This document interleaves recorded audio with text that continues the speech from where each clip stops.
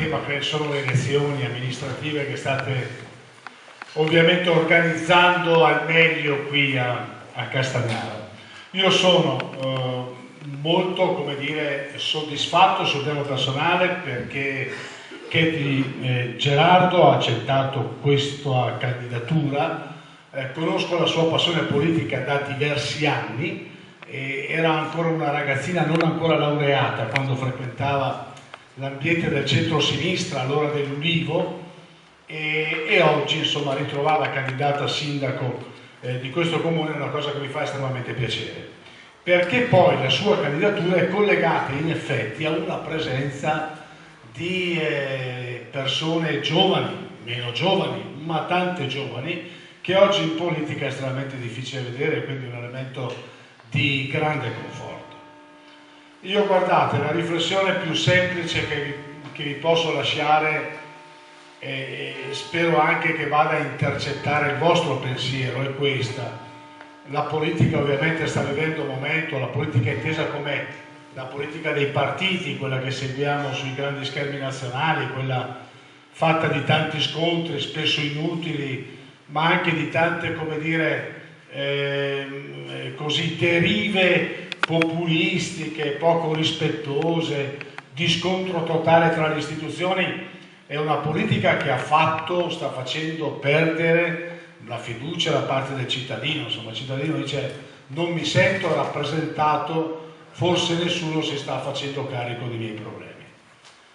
Allora io credo che una lista come la vostra, tra l'altro in una realtà come la vostra, che ha conosciuto pur nel piccolo una politica litigiosa, una politica che si è rotta, una politica che si è spaccata, che si è messa in competizione, in una realtà come la vostra l'elemento di dire: proviamo a rappresentare uno spazio di fiducia che il cittadino può ancora ricostruire intorno alle nostre figure di candidati al Consiglio Comunale, di candidato alla guida del Paese.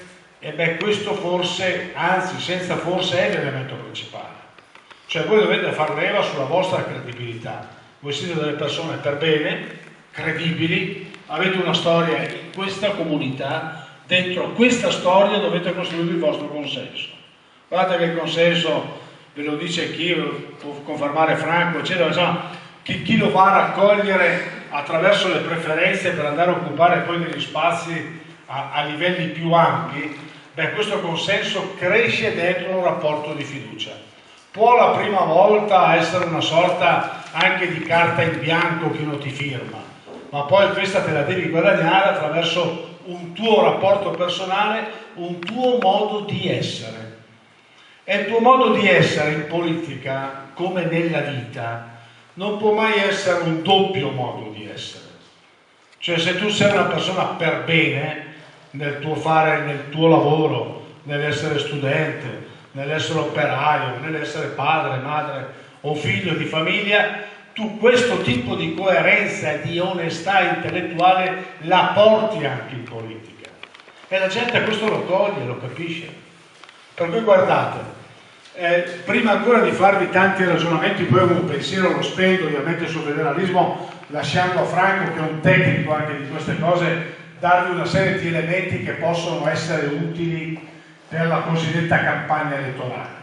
Io vi posso dare dei messaggi, se volete, molto molto grossolani, di quelli che però possono funzionare negli scontri, come si dice, da bar, di piazza, da paese, perché è sempre difficile scegliere strada e oggi essere di centro-sinistra in un contesto dove la Lega spadroneggia e Berlusconi in qualche modo, pur tra mille critiche, occupa in continuazione la scena politica italiana. Non è assolutamente facile esserlo, però tenete presente una cosa: non accettate mai che qualcun altro, penso alla Lega, altri partiti, si possano vendere rispetto a voi migliori di voi.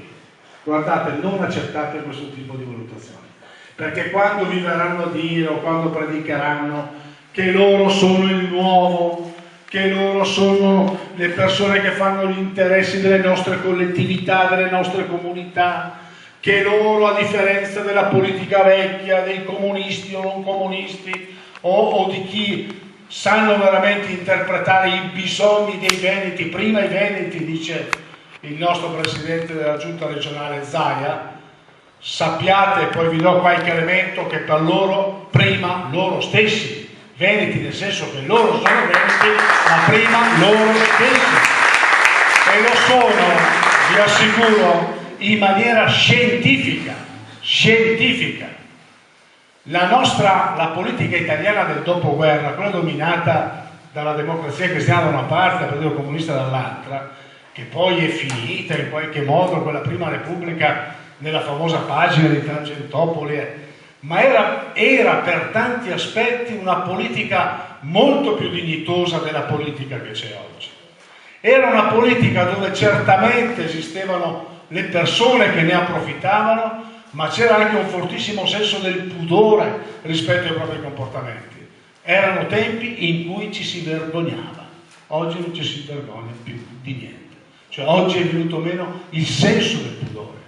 Ma me lo dite come fa uno a dire Roma ladrona, e faccio un banale esempio perché poi non mi interessa parlare male degli altri perché amo molto di più parlare bene di me e di noi, ma come fa a dire Roma ladrona quando lo stipendio di tutta la sua famiglia vive sullo Stato? Hanno calcolato che il reddito della famiglia Bossi senza lo Stato sarebbe pari a zero, perché sua moglie è una baby pensionata, lui prende i soldi come parlamentare, il figlio Trota l'ha messo in consiglio regionale e prende i soldi dal consiglio regionale, il fratello di Bossi l'ha messo a fare il segretario in un ufficio a Bruxelles al Parlamento europeo. Tutta la famiglia Bossi vive su Roma ladrona. Voglio dire, un minimo di senso della misura, di pudore, torno a dire, per insomma riconoscere meriti, colpe, demeriti di una situazione, credo che spetterebbe anche a loro.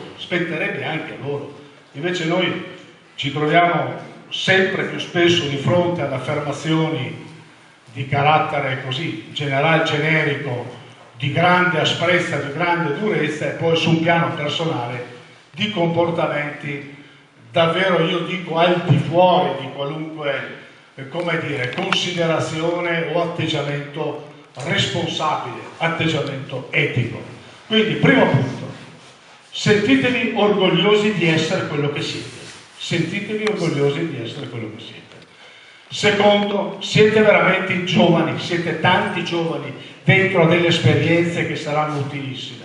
Agganciate a questo mondo giovanile per dire: guardate che la politica ha questa capacità di rinnovarsi, di proporre sempre delle figure in grado di far ripartire una fiducia. Dov'è la grande crisi della politica italiana? Proprio perché sulla scena sembra non venire avanti nessuno che faccia scattare questo sogno di recupero o sogno di ripresa. L'America l'ha avuto un attimo su Obama, poi è andata in crisi, adesso con la vicenda di Bin Laden sembra in qualche modo un po' ritrovarla, ma c'è la necessità sempre di trovare qualcuno che riaccenda una speranza. Teniamolo anche su dei piani, come dire, normali, non parlo di grandi sogni, ma che riaccenda una speranza e che arrivi a dire una frase semplice: io di quella persona mi fido, io a quella persona do volentieri in mano la gestione dei problemi della mia comunità, perché per me è una persona per bene. Ecco, mi pare che Gerardo sia la persona per bene alla quale la comunità, noi ci possiamo rivolgere con questo atteggiamento proprio di serenità e di speranza, che voi siete una squadra di persone per bene, conosciute e stimate in paese, che vi proponete per governare in maniera per bene. Bravo, bellissimo lo slogan, bellissimo nel dire liberi senza interessi. Una politica che sa liberarsi da chi interessi personali, ovviamente, perché se no non potrebbe dire schiavi degli interessi del paese, poteva anche capovolgere la frase, no? Liberi da interessi personali, ma schiavi dei vostri interessi, perché ci battiamo per voi, non per noi, ci battiamo per la comunità,